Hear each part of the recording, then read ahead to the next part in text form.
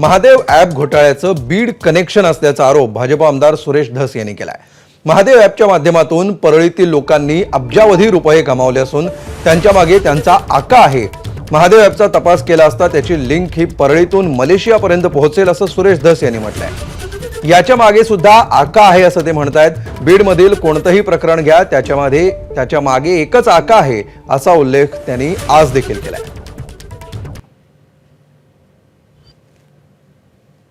Police दलाचं जे खच्चीकरण गेल्या 5 वर्षांमध्ये झालेलं आहे त्यातलं एक प्रकरण महादेव ॲपच्या बाबतीतलं आहे आणि माझ्या मतदारसंघातलं एक टोकाचं गाव आहे टेंभुर्णी।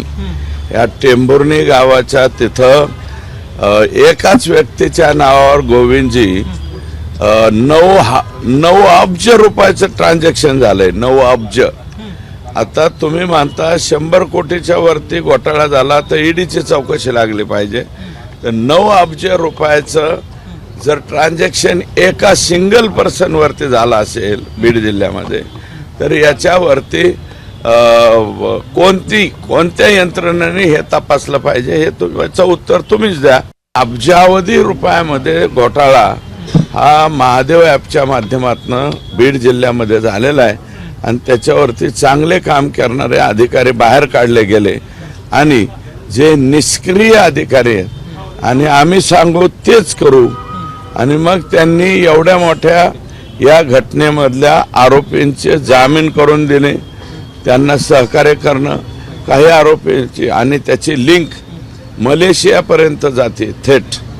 अशा गंभीर गुन्ह्यामध्ये सुद्धा अतिशय चुकीचं वागणारे पोलीस इथं ठेवलेत। एकाच गावामध्ये तुम्ही असं करताय। शिमरी पारगाव म्हणलं, आता हे म्हणलं, आता हळूहळू कुठले बी लोक येतात म्हणतात आकांची इथं 100 एकर आहे, 150 एकर आहे। आकांनी तिथं प्रचंड खर्च केलाय। 30 कोटी 40 कोटीचे तो बंधारेच बांधले आपल्याच जमिनीत। इव्हेंट मॅनेजमेंट पॉलिटिक्स ज्यांना कोणाला भविष्यात करायचं असेल तर त्यांनी परळीला यावं, तिथं शिक्षण घ्यावं आणि ते शिक्षण घेऊन संपूर्ण देशामध्ये त्याचा प्रसार करावा।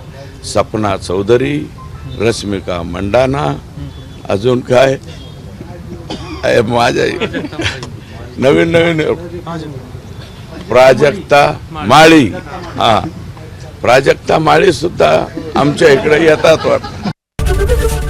एबीपी माझा, उघडा डोळे बघा नीट।